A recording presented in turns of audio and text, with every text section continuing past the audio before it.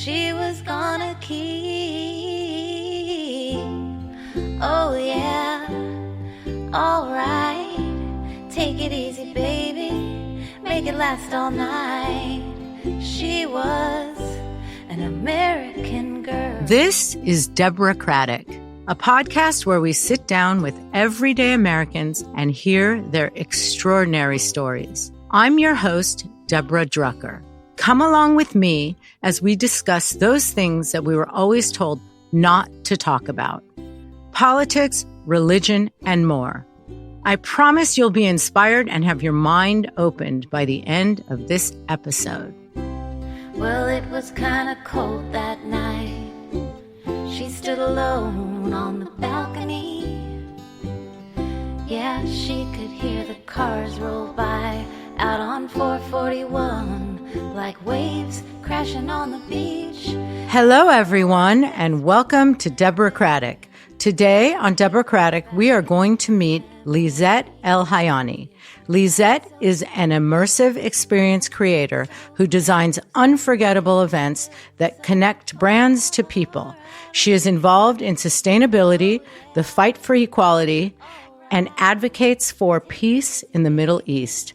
Her latest life passions are fostering pugs, roller skating, hot yoga, and nature trips in her Scamp camping trailer. Today, we are going to find out what makes Lisette the fantastic person that she is. Hey, Lisette. Hi, Deborah. Thank you for having me. I'm so glad you're here. Thanks for making the drive. Me too. So you live in LA now, but where are you originally from? I'm originally from Los Angeles, actually. Born and raised in West Hollywood, California. That's funny. Okay, so for those of you who don't know, Lisette is my cousin. I know a lot of her story, but I don't know all of her story. And I wanted you guys out there to hear the story from Lisette herself. So growing up in LA, it's funny that you tell me this because I actually thought you were born in Israel. No, I think I was conceived in Israel, but actually born here in Los Angeles at Cedars-Sinai Hospital. All right. And who did you grow up with in Los Angeles? Who did I grow up with? I grew up with my family. Lots and lots of family. We come from a big family. There are 8 of them on my mom's side and 8 of them on my dad's side. So yeah, grew up with a lot of family and a lot of cousins, all of us mostly in like around West Hollywood, Los Angeles, Beverly Hills adjacent. But in your specific household, what was the family dynamic there? Was it a mom and dad? Well, my mom and dad divorced when I was around 4. So I had the 2 of them for the first few years of my life. And then there was a divorce. And I stayed mostly with my mom and my 2 sisters at the time. And where are you in the lineup of sisters? I am the middle. Okay. Yeah, I'm the middle child. But both parents remarried, and so there are now a total of 6 of us in our blended family. What was that home life like? It was a lot of family life. It was a lot of family life. I think it took a village. My mom was a single mom. At that point, my dad, like I said, they divorced when I was a young age. My dad actually moved to Israel when I was 9. So a lot fell on my mom as a single mom, and she worked a lot. So there was a lot of grew up around a very strong work ethic and grew up kind of in a lot of ways being independent and learning to take care of myself and take care of my sisters. But there was a lot of joy and good times. My mom worked really hard to make sure we had everything we could have. And she always kept us in neighborhoods that were safe. And we were blessed to be able to walk to places and experience the world on our own. So was that a happy upbringing? Yeah, I would say it was happy. It was happy and hard. I think there was a lot of duality in my life. And I remember anyway, that you really loved basketball as a kid. Yes, I did. I do you played still? Through high school. And I do, yeah. I actually have a little basketball court in my house that was like the 12-year-old dream that I kind of gave myself at the age of 38. And it's a great therapy for me still. All right. Yeah. And being of the LGBTQ community, at which point did you realize that you were gay? I realized I was gay actually in my freshman year in high school. I came across a gay movie on HBO or on some cable channel, and it struck me. I just really connected to it, and it helped me make sense of actually feelings I was having for another classmate that I didn't quite understand at the time. It was about two high school girls actually who had a crush and fell for each other. It just felt like this full circle moment where like everything within me made sense. I was able to understand. So I definitely didn't grow up with a lot of lesbians in my life. My mom had a gay best friend, but I went to Jewish private school, religious orthodox private school most of my life. So like there really wasn't a lot of gay examples in my world. Right. Yeah. And so how did you reckon with that? Like, did you keep it a secret for a while? And did you experiment? I did keep it a secret for a little while. My sophomore year, I transferred schools. And for the first time in my life, I went from Jewish private school to a public school. And at 15, I met a woman and we dated. And that was a secret for multiple reasons, actually, not just because I was dating a woman, but also because she technically was an older woman. And yeah, you're welcome to ask. I said I would be an open book here. You can ask me anything. So yeah, I did keep it a secret until the age of 19, which is when I officially came out. Okay. And when you say kept it a secret, did you have any confidants? Like, did you share that with your sisters? Did they have any idea? No, I didn't share it with anybody. Okay. Yeah. When you're 19, do you say, okay, enough is enough. I've got to share this with my family? Yeah. At that point, it was a little bit of enough is enough. I'm very close with my sisters. I didn't want to hide who I was. So yeah, around 19-ish was when I told my sisters first. And then my mom in her usual way, she would go roundabout. She would always go to our sisters for information opposed to going to the direct source. So she started asking my sisters about me, and I didn't want my sisters to have to lie on my behalf, and it put them in this very uncomfortable place. And I knew I had to own that. I had to like step up and, and be who I am. And so that was when I eventually came out. Well, I was so proud of you when you came out. And Thank you. Your mom, I spoke to her actually, and she was very traumatized. Very. And I said, honey, you've got 3 daughters and one is gay. It is not your fault. Yeah. Because I think a lot of parents blame themselves or try to find a reason in it. Yeah. And Yeah. I think that must be complicated for the parent and for the child. Absolutely. Absolutely. I can understand where it'd be complicated for the parents. And especially, this was over 20 something years ago. It was not as accepted. It was not as understood or seen as it is now. So, and my mom is Moroccan. I'm first generation, born in America. She comes from a completely different world. So I can understand that was difficult for her. And there was a lot of trauma. She cried every day for 2 years after I came out. Well, we're going to get back to that because I want to go back to the formative years. Great. So when you were growing up, now you're just with your mom and she's working like crazy to support 3 daughters. Mm-hmm. Were politics even a thing, or did anybody ever talk about politics, or was that something that was discussed in the household? No, it wasn't. Okay. Yeah. And so when did you first acknowledge politics? As soon as I turned 18, I voted the very first election that I could. So Al Gore was the first candidate I had voted for. That was an upset of a loss, but I knew I still needed to continue to show up and vote.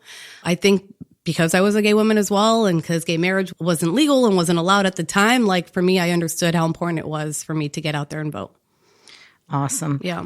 I don't have the same equal rights, right? As this queer woman, I don't have the same equal rights as everybody else. And so for me, I knew the only way that was going to change was for me to be able to show up and vote and take that change into my hands. So I think that was like a big push into like what really got me into politics and got me caring. Beautiful. Yeah.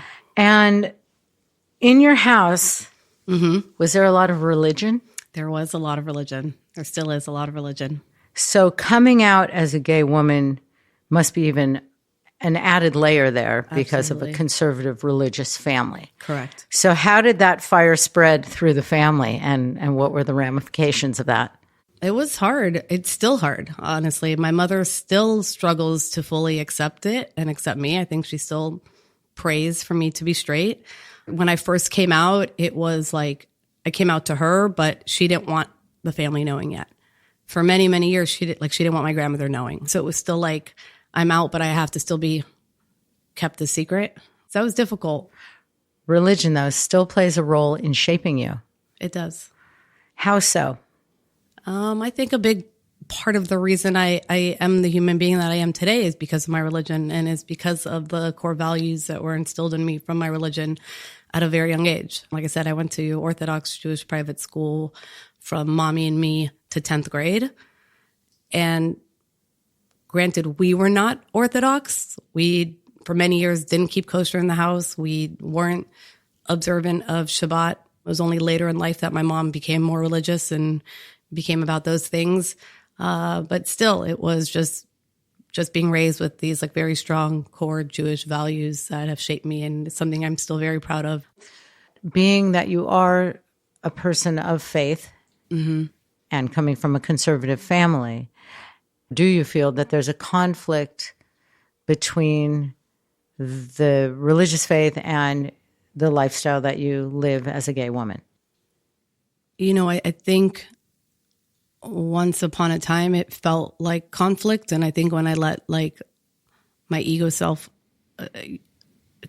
be in the way, it feels like conflict. But I when I move past that, I know and I trust in God, and that I am exactly who I am and who He or she made me to be.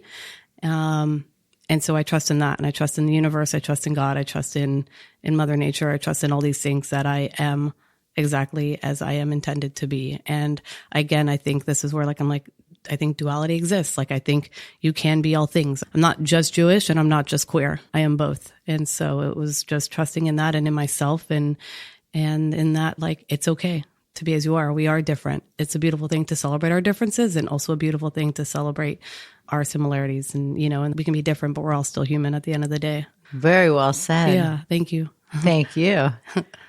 And so when you are 19 now, you're out of high school, you're on your way to figuring out what your career is going to be. And I see that you fall into this events and catering manager at Temple Sinai. Yes, I started working at Sinai Temple, which is a large Reformed temple here in Westwood. So that's your entree into this event planning space. Yeah, that was. I mean, my mother was a caterer, so I grew up in that world. And so I naturally fell into that. It was kind of like my first job was as a coat check. Then eventually became a waitress, and then eventually a manager. And so I kind of fell in it. I wouldn't really say it's what I wanted to do, but I did fall in it and did the social side of events for many years till I got to a point where it just felt like Groundhog Day, and I couldn't do another wedding or bris or bar mitzvah. And that was when I explored and wanted to understand more of what was out there in this space. And that was when I found corporate planning. Okay. Yeah. Then is it immediately that you go from Sinai to working for 12 years at Freshwater, which is an event design house? Correct. And what was your job there? There I started off as a producer, as a event producer and designer, and then eventually became vice president of the company. Nice. Yeah. And was that where you started to intersect with like the Netflix and the Nickelodeons and these big corporate events? Yeah, correct. Yeah, Sprint was a really big client of ours when I first started out, and Dermalogica, and that's kind of what propelled me into more of like the corporate side of event planning. And what once was just like event planning now is called experiential marketing. Because it's more interactive, Correct. Right? Yeah. Okay. More immersive as well. Immersive, yeah. Yeah. So working in corporate events, what would your role be, and what kind of events would you be working on? Yeah, my role and title is currently as a sustainable experiential producer, director. Prior to that, I was just an event producer and director, or event designer. So I kind of have carried various roles, and we work on everything from movie premieres to trade shows, mobile tours, pop-ups, product launches. Most recently, we did get to open up Netflix's first restaurant. It was called Netflix Bites, and it was a pilot concept that they were testing. And so really it was meant to just like feel out the market, see how people respond and react to it, and see if it was something worth continuing. And despite somewhat poor timing, because it opened during the writer's strike, or just as the writer's strike happened, and people felt a lot of ways for Netflix. Despite all that, there were still a lot of really great positive reviews and a lot of great positivity that came through it. And they are now working on opening up more more permanent spaces In the restaurant in the industry? restaurant industry. Yeah. Wow. Yeah. Do you have fun? I do. Yeah. You enjoy it? It's a roller coaster. Okay. It's a roller coaster for sure. I enjoy seeing something from start to finish. I enjoy creating something that didn't exist that now exists. You know, there's a lot of joy and passion in that. I do my best work when I'm really a fan of the company because I understand them as a fan. And I just enjoy the experience more. So do you draw the line in the sand at corporations that don't align with your personal ethos? I do.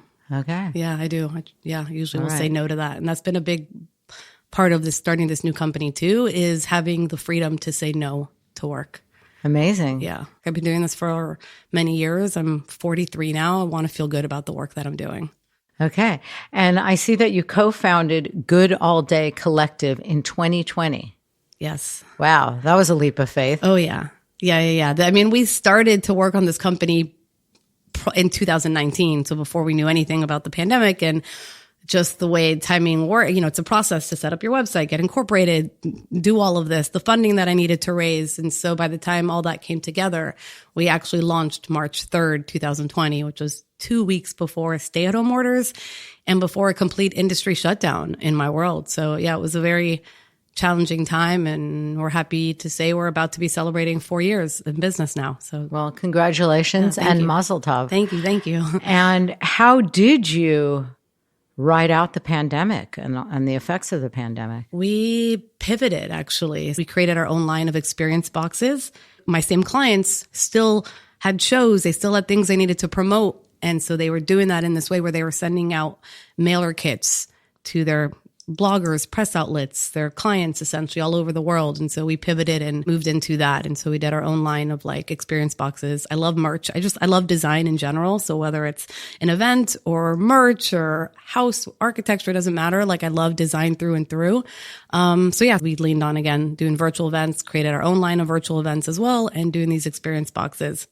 Fantastic. Yeah. And this is a all-female run company? Correct. It was just important for me for like our core founders and our C-suite to be all women owned. And honestly, when I can work with other women owned companies, I do. I prefer that. It is a very male dominated world. And even in this world, it's very male dominated. And, you know, and why not open up the doors for more women and more women in business? Bravo. And so that takes me just to a general political question. Yeah. How do you feel about bodily autonomy and women's rights being stripped away? I feel horrible about it. It frustrates me to no end. It's very, very, very upsetting. Women should have every right to decide what they want to do with their body, what they do and don't want to do. It's like a double hit, female and then gays being stripped of rights. That's right. But let's be optimistic. Yes. You know, progress, sometimes it's 2 steps forward, 1 step That's back. right. So that's right. hopefully It is a dance. Yeah. Yeah. And I very much am optimistic, and I believe in a better future that I think is coming good. our way. I'm glad to hear it. And you are a self-proclaimed good Moroccan Jew. So, so tell me what good Moroccan Jew means. It means I try and live a life of, you know, integrity, compassion, empathy, care, kindness, love. Like I really try and stay in the light. I see the world through a glass that is half full. I believe in opportunity. I believe anything is possible. So, you know, I just try and stay in that light. Well, that's what I get from you. I Yeah. get all loving, all optimistic, and just wonderful energy. Thank you. So Thank you. thanks for bringing it today. Absolutely. You say that your mom was your role model. Yes. And who is your biggest role model today? That's a good question. I mean, my mom is, my sister. I have many role models. So my mom in some ways absolutely still is, always will be. Her determination to survive some of like the hardest things life has thrown at her. She just continues to keep going. I'll forever look up to her for her strength. All right. Well, tell me more about your passions. I know one of them is that you're very passionate about the climate and clean water. Yes. Yeah, I care a lot about Mother Earth. I think we all should. I hope to have kids one day, and I need this earth to survive and to exist to raise my family on. So yeah, sustainability, that was a big part of also in starting my company, was wanting to be very mindful of what we create. There's absolutely a lot of waste that goes into the work that I do. And I'm not a fan of that, and I don't want to contribute to that. Is there any recycling to be had there? There is, and there can be, but oftentimes it doesn't really happen. Okay. Yeah. So I work to do that. I align myself with different companies that specialize in just that. So they'll come after an event and recycle the waste or donate what's left over. So that's something that's very important to me. Well, all you can do is try, right? That's right. And it sounds like you are. So thank you for that. And now I see that one of your other passions is fostering pugs. Yes.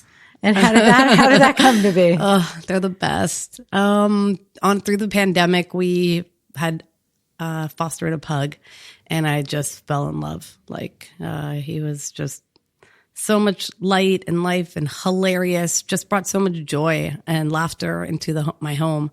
And dogs, I just think dogs are the best. And so I do now have a very soft spot for pugs because they are just so funny and so much energy, and that gave me energy. So how many have you fostered so far? I have fostered a handful now. Okay. Yeah. I serve as the foster, so I'm on the interim. So I take care of the dog while the agency or the nonprofit works on finding the homes for them. And those are nonprofits that are called the Pug Queen. That's right. And the LaBelle Foundation. Correct. Awesome. And are those both based in LA? They are. Okay. Mm-hmm. And then I see also that you started doing hot yoga. Yeah. Mm-hmm. Love it. Yeah. And is it one of the few times that you're really present when you're in the yoga class? Yeah. Yeah. That in yoga, I do Krav Maga as well that I started doing, and boxing. Those are all moments of presentness. Krav Maga. Krav Maga. Yeah. It is an Israeli self-defense system, like an Israeli self-defense martial arts. And so are there levels? There are levels. Yeah. I am not necessarily after a certain belt or anything right now. For me, it was more just about learning self-defense. Good. Yeah. Tell me about roller skating. It's become very, it's a trendy thing right now. It is. And you were on it at the beginning of the trend. So it's come back. Yeah, it has come back. I was a big rollerblader growing up. I used to rollerblade all over Hollywood. That was your West generation. Hollywood. Mine was skates. Yours was skates. That's right. That's right. And then actually this past year, we helped open up the first Black-owned roller skating rink in Brooklyn. That was a pop-up that we did for the Roller Wave. And it was such an incredible community. I enjoyed it so much. It brought me back to skating. And since I haven't looked back since then. I also noticed that you got this really cool camper. It's called a Scamp. That's right. It's like a retro camping tow-along camper. It's a family-owned business that's been making these for over 50 plus years. And I was really excited. I've been moving through a lot these last few years, and my soul felt like it wanted to heal in nature. I love road trips. And I thought, what better way to challenge myself as well? Because I definitely didn't grow up in nature at all like that. Very much a city girl. Yeah. And was all about wanting to challenge myself as I'm pushing through growth these last couple of years. And so I was like, I'm going to get a trailer. I'm going to travel. I'm going to do this on my own. Sometimes I'll do it with friends. Sometimes I'll do it with partners. And it's been great. Well, I'm a fan. I know you are. We love to camp. Yeah. And I too grew up a city girl. Yeah. However, my mom was kind of experimental, and I remember her at one point putting us all in an RV and taking us on a trip because she always wanted to see everything. Yeah. That curious spirit of hers definitely transferred to me. Yeah. I love it. I Totally. love to see it. And there's no better way to see the country. You fly over it, you're not really experiencing it, but driving in a vehicle that you can actually pull aside and you can dry dock, or you can pull into nature or BLM land or whatever, and just take advantage of it. It's kind of amazing. Yeah, I think it's really amazing. I think it's really special. Where was your your biggest adventure? Where'd that take you? It took me over to Borrego Springs, which is about 3.5 hours from Los Angeles. It's actually right by the Mexican border. And I've done Joshua Tree and Santa Barbara and Ojai. And so I kind of started with smaller, closer trips because, again, I was learning this and I was teaching myself for the first time ever. And safety is very important to me. I always say safety first. And so I wanted to make sure I had a good handle on this and how to connect it set it up, drive with it, all of that. And so now I'm feeling more comfortable and in it and ready for some bigger trips. Okay, well, we have to coordinate a trip. Yes, I would love that. So much fun. I would love that. So much fun. And I did see also that your favorite title as of this moment is Auntie. That's right. That's right. It's the best. Do you say auntie or auntie? Auntie. Auntie. Yeah. And how many nieces and nephews do you have? I have 2 at the moment. And then I have cousins who are like sisters and brothers to me, and they have kids. And so I just see myself as an aunt across the board to all of them. Right. Yeah. It's a big family. It is a big family. Yeah. Yeah. It's a big, beautiful family. It is a big, beautiful family. Yeah. Someone's always in a fight with someone too at, That's any what given with moment. big families, right? Yeah, that is true. I wouldn't change them myself. Yeah. So I want to get to some bigger political questions. Okay. How do you feel about the political landscape in America right now? You know, I feel a lot of things about it. I feel disappointed. I mean, I'm grateful that we got Trump out. I hope he never gets back in. Amen. Yeah. You know? Yeah, but I think there is a lot of divide that's happening right now. I still think we're not understanding each other on the levels of which I think we should, for there to be just more lasting change that I think a lot of us want to see. I think there's actually a lot more that we agree upon than we all realize or are aware of, because I think the media is doing a good job at like keeping us divided.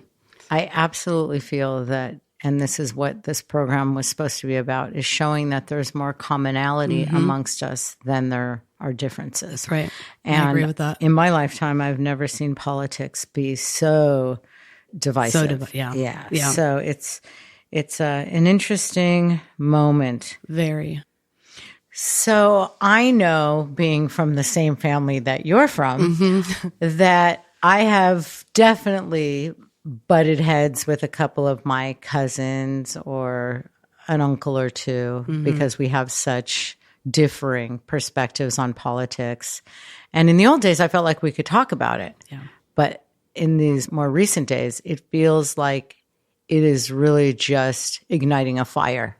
So how has that been for you?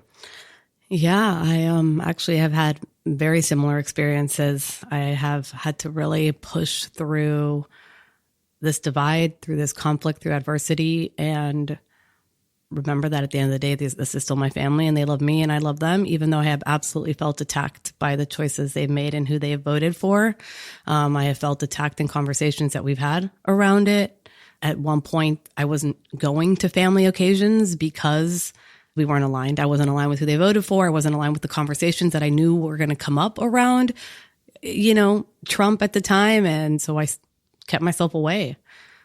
So did you feel that they were voting against my rights, self-interest, or your rights? Yeah. Oh yeah, absolutely. My rights as a woman, my rights as a queer person, even as a Jew. I think a lot of the rise of anti-Semitism that we're seeing was sparked during the Trump era. Well, he certainly aligned himself with the Proud Boys. Yes, he and, did. The marchers in Charlottesville saying right. Jews will not replace us, That's and right. good people on both sides. So I understand where you're coming from, and I could see that would be offensive to you because, again, voting against issues that would better your situation and your life That's right. circumstances. That's right.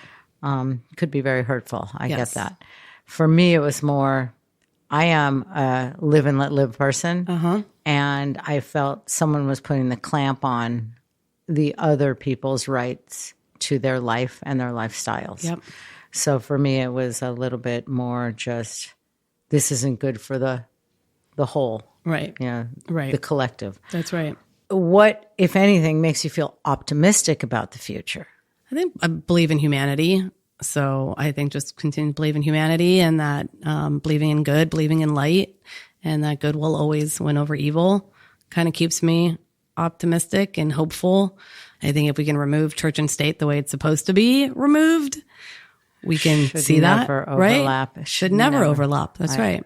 I mean, especially in a country with so many different factions and right. faiths. And That's right. And so what is your next move? I mean, you are taking care of the business. You're fostering pugs. Nurturing a new relationship. Oh, good. Yeah. Thank you. Yeah. And I know you've expressed to me before that you want to have kids. Yes. I hope to in the next couple of years to get to start to have some babies. And I think community has been so important to me. And even in like my recent last couple of years, just really establishing a big community solid in foundation and rooted in our foundation of shared values was very important and was part of my preparation to get ready to have kids, because I do think it takes a village to raise kids. I think it's beautiful for you to be able to have a mom and dad, but I think it takes even more than having two parents at home. And whether it's two dads, two moms, I don't think it makes a difference. I think just community and help. I know for me, like we were raised by a single mom, but I was also very much raised by the family. We spent a lot of time at my aunt's houses, my uncle's houses, my grandmother's house, and so that played a big role in helping to shape me. And then I also know my mom had neighbors who helped take care of us, and those neighbors became good family friends of ours. And I know one other thing that we didn't mention is that you do suffer a bit with depression. Yeah, depression, anxiety, psoriasis, autoimmune disease. So yeah, there's a few things going. And how are you dealing with that? Well, working out, that's when roller skating has been like really helpful. I think just recognizing what does give me joy and giving myself permission to be in those spaces. Talk therapy, community again. Just having, safe spaces amongst friends to be able to let yourself be vulnerable and share. And then moving my body has been like really important and like understanding that. So whether it's through hot yoga or boxing or roller skating or basketball or bike riding and time in nature, all those things have kind of helped me manage my depression and anxiety. Good. Yeah. And do you feel that there's enough opportunity out there for people who don't have tremendous means? Maybe say even in your community, because I'm sure that there's a lot of emotional strife that goes on with those who are afraid to come out or have families that are not understanding. Yeah. Do you feel that there's enough support, or there's a way? Are there options out there? I think there are options out there. I do think there are options out there, and there's more and more options out there that are coming up. So I mean, right down from the LGBTQ Center to depending on like what your religion is or what you connect to, there are options out there, but across the board, we absolutely could be doing a lot better about discussing mental health, specifically in this country. I don't think we give it the attention that it fully deserves and that it should have. Do you feel that the religious institutions support any of that? Did you ever go to your rabbi or discuss anything through your religious? I never did go to my rabbi with that specifically, but again, I think nowadays, so now there are actually like queer temples. There are queer practices where you can go. Recently I've been spending some time at one space called Nefesh. It's very accepting, very queer, very open, and it's beautiful to see that those spaces do now exist. Definitely didn't when I was growing up, but they are out there now. Excellent. Mm-hmm. And I'm going to ask you one more political question, and then I'm going to thank you for all this time you've given me. Great. Because, your time is valuable, and I honor your time here with us. Thank you. I really enjoyed my time here. My last question for you is, if there is just one issue that you could fix, what is that one issue that concerns you most? Oh, wow. In America today? I mean, there are many things that need to be fixed right now. What are your top 3? My top 3 would be equality. That's across the board, whether it's for people of color, LGBTQ plus people, trans people. We need to really come together right now and support the trans community. Women's rights. It is a shame. We should not be moving backwards with this. Women deserve every right to have full autonomy of their bodies. And climate change. Yeah.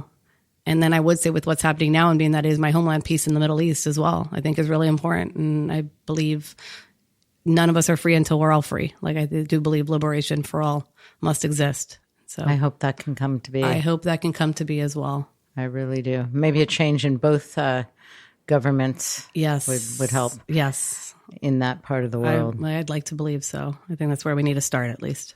Well, let's hope for that. All right. Well, I am so grateful that you were here with me today, sharing your story, as I said. My pleasure. Thank you for having me. I wish you the best. And if I have a major corporation, I'm going to call you for an interactive event because I know from what I witnessed, you put on some amazing events. And have a safe drive home, baby. Thank you, babe. Thank you. This episode of Deborahcratic was hosted by me, Deborah Drucker. It was produced by Lee Rocker with co-production and editing by Gideon Brower. Our amazing music was performed by Amy Nelson and Kathy Guthrie of folk uke. Be sure to rate and review this episode wherever you listen to podcasts. For more Deborahcratic, check out Deborahcratic.com and our Instagram at Deborahcratic. That's DEBORAH Cratic, like Democratic. Until next time. Political is personal, so let's talk about it. We've been there, we've had it. It's all